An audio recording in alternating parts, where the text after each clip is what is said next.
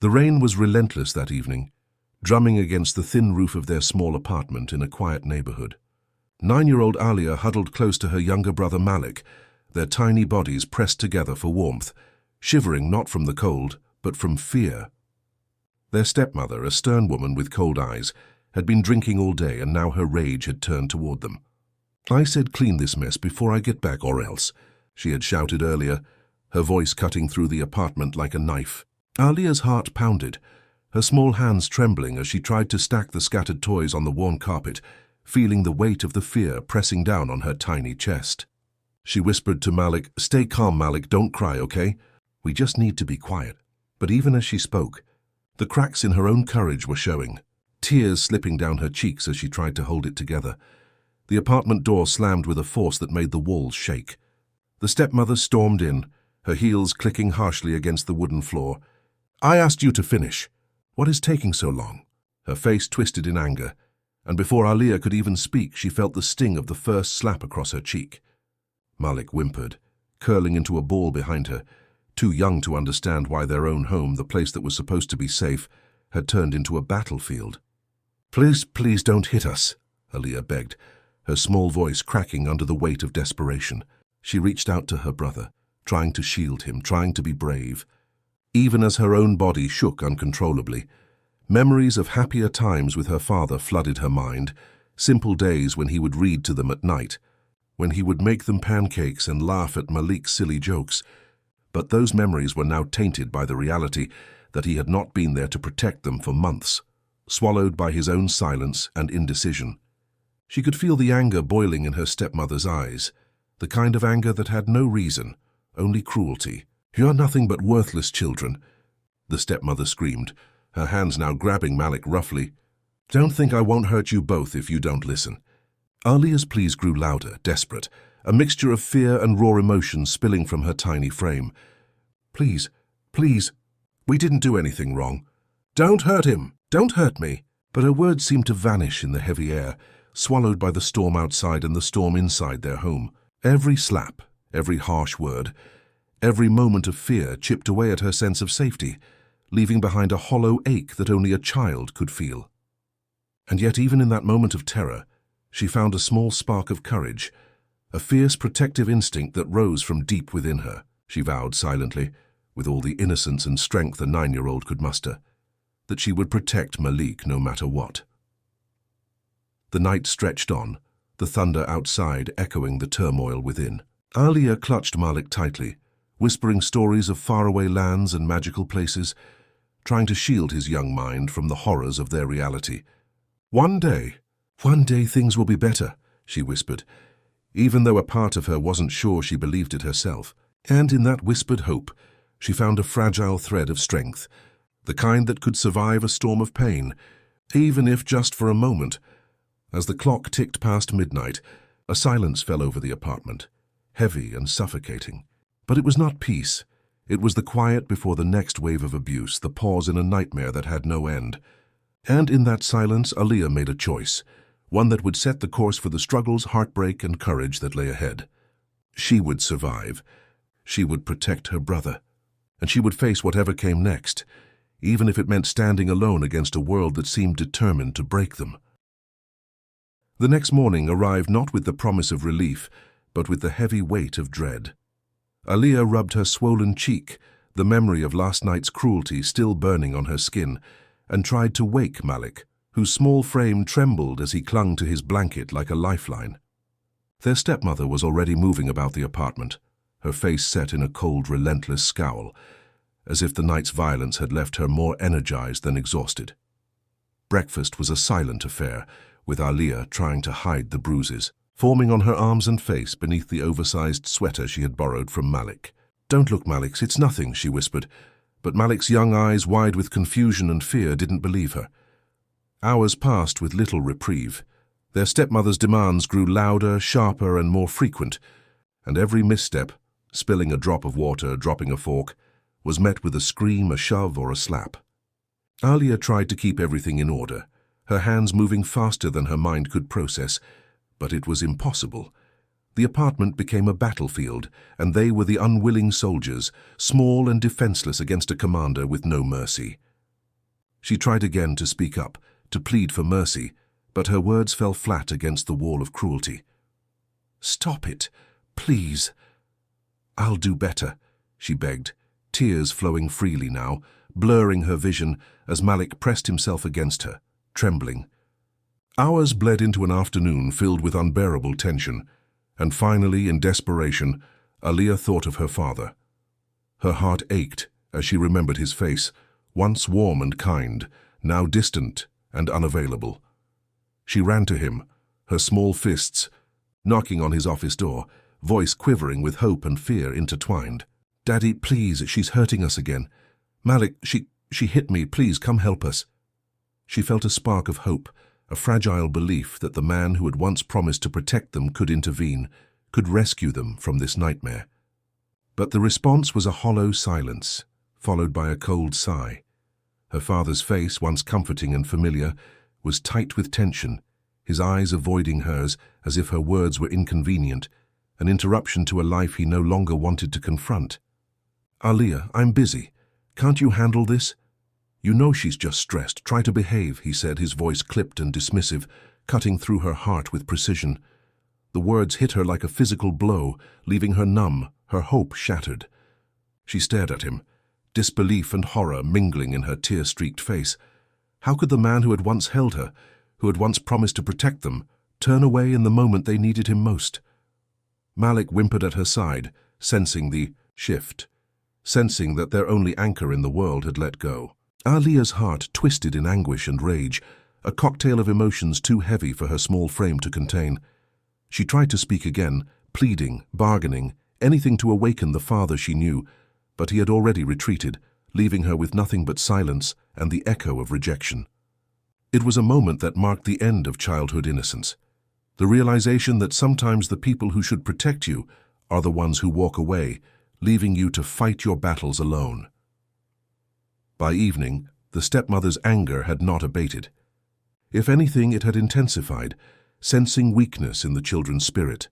Aliyah held Malik close, whispering assurances that she barely felt herself, trying to shield him from the blows, trying to absorb the pain herself so that he would not feel it.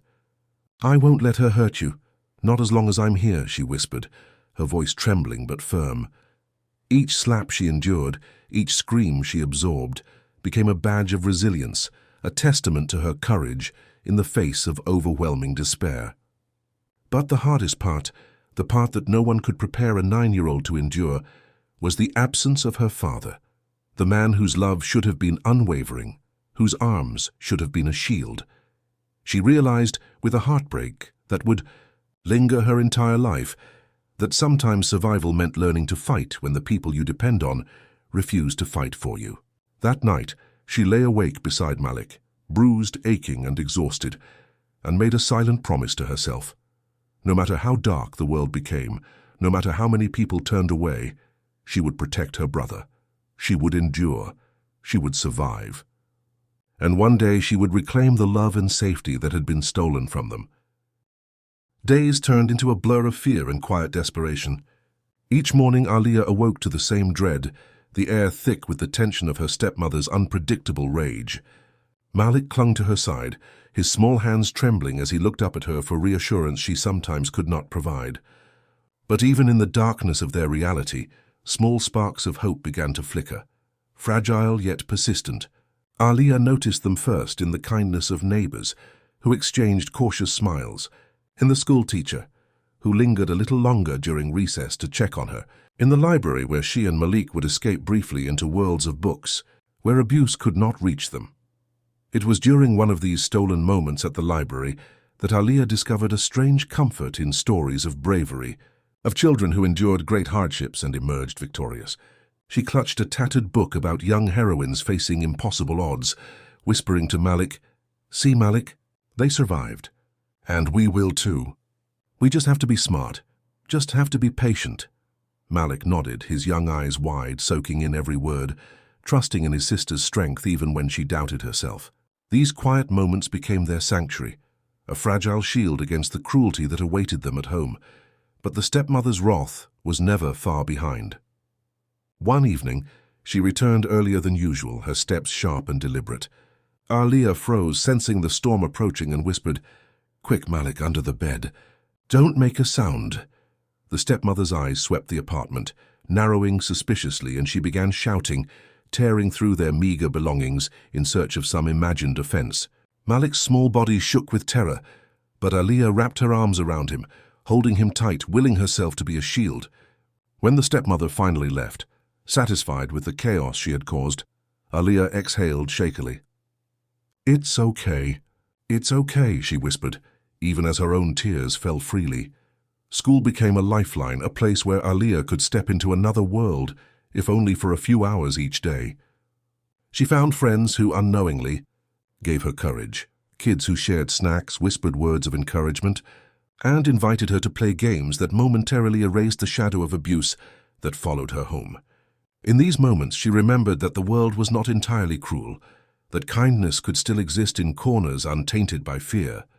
And though her stepmother's cruelty was relentless, these small islands of hope reminded her that survival was possible, that there were still people in the world who could be allies in ways her father had failed to be. But one evening, the abuse escalated to a terrifying new level. The stepmother, fueled by alcohol and rage, cornered Malik in the kitchen. "You think you can hide from me?" she screamed, raising her hand. Aliyah lunged forward, her small body shaking, screaming at the top of her lungs, "Stop! Leave him alone, please!" Her voice, raw with desperation, carried a power she did not know she possessed. Malik cried out, but Aliyah held him tightly, trying to absorb the blows herself, trying to be the shield he so desperately needed. It was a moment of terror, of heartbreak, but also a moment of undeniable bravery, a defining moment where Aliyah realized the true depth of her own courage. Later that night, as they huddled together under the thin blanket that was their only comfort, Aliyah whispered to Malik about the heroes in her books, about the way they faced impossible odds and never gave up. "We're like them, Malik. Just like them," she said softly, brushing his hair from his forehead. "No matter what happens, we won't let her break us. We'll find a way, I promise." Malik nodded, burying his face in her shoulder, trusting in her words, trusting in her determination. It was a fragile hope, but hope nonetheless, a spark that refused to be extinguished even in the darkest night. Yet, even as hope flickered, the absence of their father remained a gaping wound. Aliyah often imagined confronting him, asking why he had abandoned them, why he had let the woman they called their stepmother rule their lives with terror. But for now, survival demanded focus, strategy, and patience. They could not rely on him. If they ever wanted safety, they would have to carve a path for themselves. And so, in the small hours of the night, they whispered plans of escape, of endurance, of resilience, holding on to the belief that one day, somehow, they would find a life where they could laugh without fear, play without trembling, and sleep without dread. Weeks passed, each day heavier than the last, and the small sparks of hope Aliyah and Malik had clung to began flickering under the relentless storm of abuse. Their stepmother's anger had grown unpredictable, shifting from sharp words to violent outbursts that left bruises not just on their bodies, but etched into their young minds. Every corner of the apartment became a trap, every hallway a battlefield. Aliyah learned to move with silent precision, her small frame darting from one safe spot to another, always vigilant, always anticipating the next attack.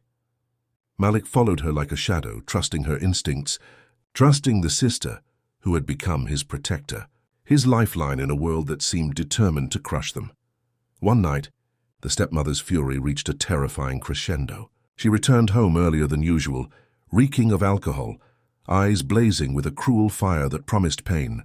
Aliyah had just managed to calm Malik after a minor incident, and they were trying to finish their meager dinner in silence when the door slammed behind her.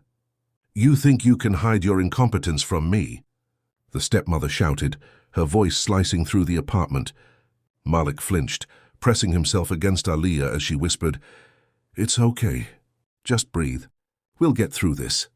But the words offered little comfort against the storm that was about to erupt.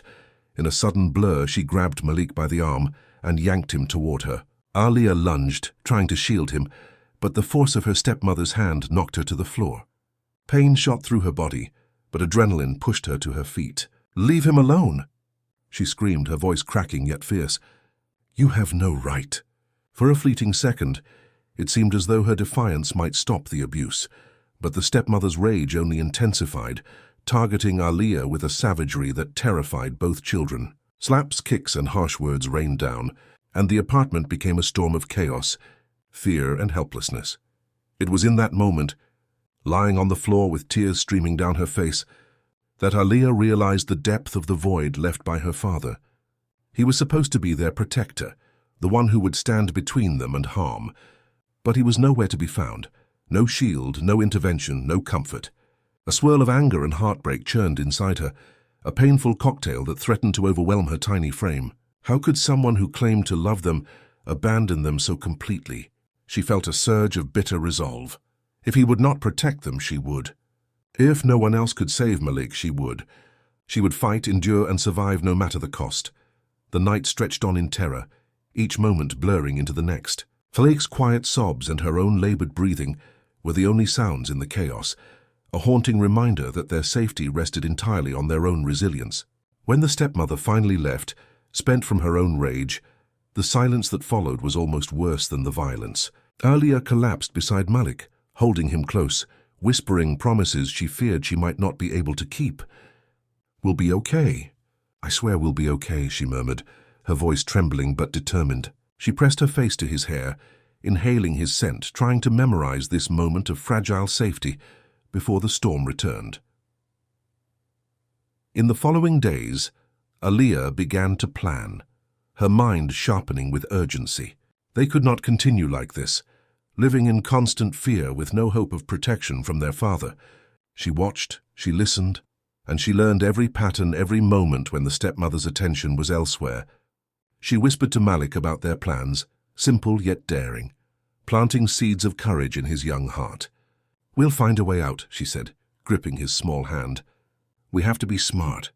We have to be careful. One day we'll be free." Malik nodded, a flicker of trust and hope in his eyes, the bond between them growing stronger in the face of shared adversity. But even as she made plans, the weight of the abuse and the absence of their father pressed down on her like a mountain. Each night she lay awake, listening to the faint sounds of the city outside, wondering why the man who should have loved them unconditionally had left them to suffer. And yet, beneath the pain and despair, a quiet flame of determination burned, a determination that would not be extinguished.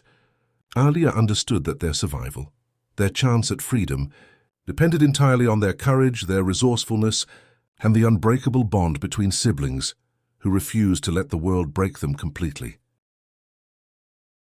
The tension in the apartment had become unbearable, each day a countdown to another moment of fear. Aliyah could no longer wait for their father to act. He had shown in the harshest way possible that he would not protect them. Something inside her shifted one night as she lay awake beside Malik, listening to his quiet breathing and tracing the bruises that marred their small bodies. She felt a surge of determination, stronger than any fear she had known. She realized that courage was not the absence of fear, but the decision to act in spite of it. She would no longer wait for help. She would create her own. Aliyah spent the following days observing, listening to every step of the stepmother, memorizing patterns, noting when the apartment was empty and when the opportunities for escape were greatest. She spoke in hushed tones to Malik, outlining a careful plan that was both simple and daring. "We have to be ready, Malik," she said, her eyes fierce and unwavering. "When the time comes, we run. We don't stop. We find someone who can help us, someone who will care." Malik's small hands gripped hers, and in his eyes she saw a fragile trust, a belief in her strength that kept her own courage burning. The night of their attempt arrived, dark and quiet, with the city outside muffled under a gentle rain.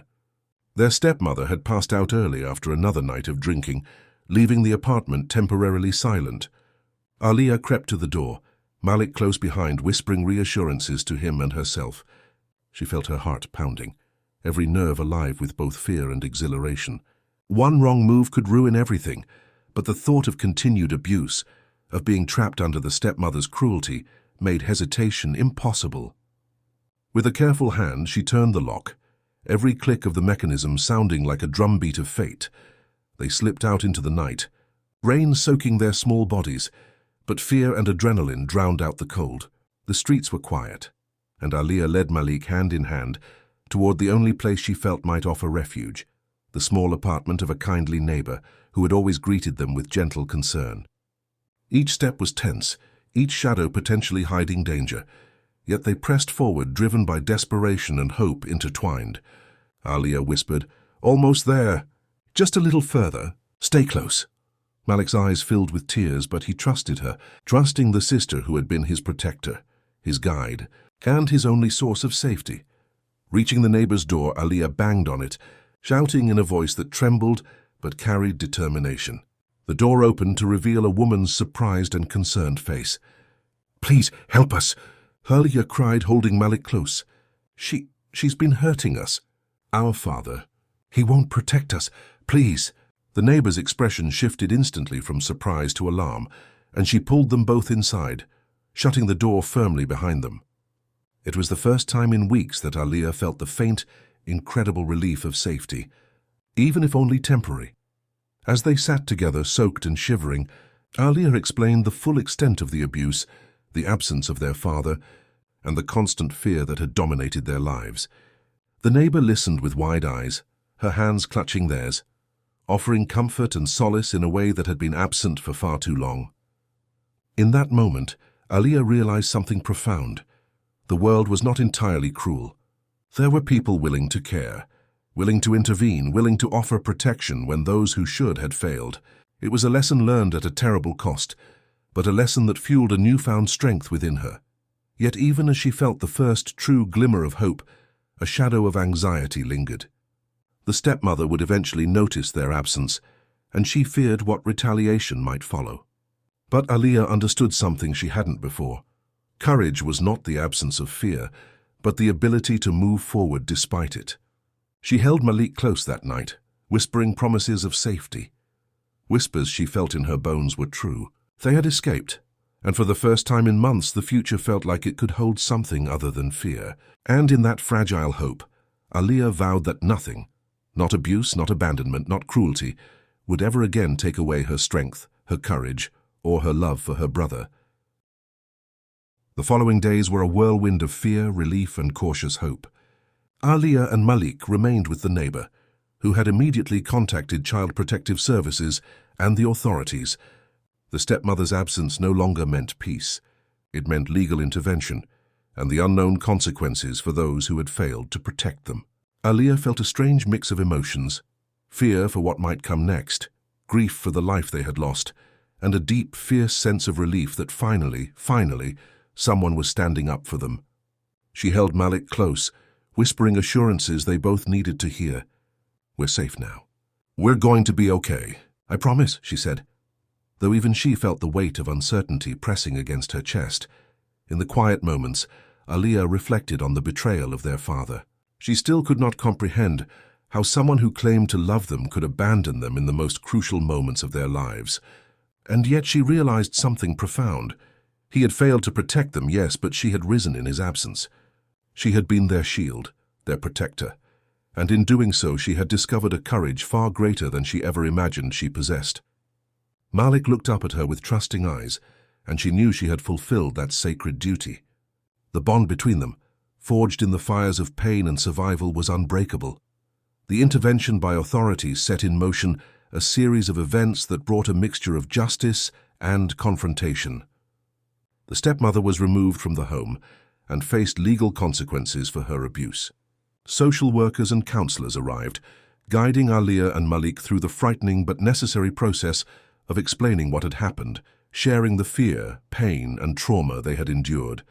Every retelling of the abuse carved into Alia's heart, but it also became a tool of empowerment, a declaration that she and Malik had survived, that they would no longer be silenced or ignored.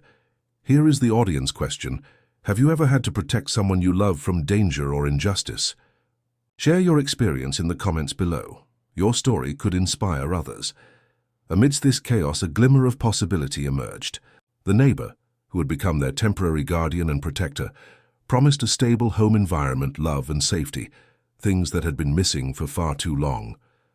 Counseling sessions helped them navigate the complex emotions of fear, anger, and betrayal, teaching them that it was okay to feel hurt and that healing was possible even after immense pain.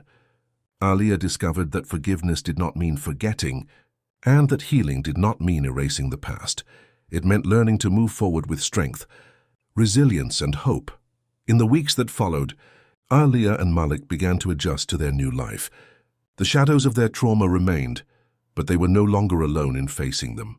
Their nights were filled with quiet conversations, laughter that had been long suppressed, and dreams of a future unshackled by abuse.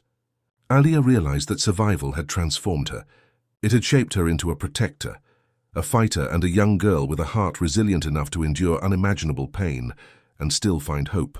She often held Malik's hand and whispered, "We survived it all, and nothing can take our love or courage away. We're free now." And so the story of Aliyah and Malik became not just a story of suffering, but a story of courage, resilience, and the extraordinary bond between siblings. They had faced cruelty, abandonment, and fear, yet they emerged stronger, bound by love and determination. The world outside was not always kind, but they had discovered something far more powerful, the strength within themselves. And as they looked toward the horizon of their new life, they knew that together they could face anything.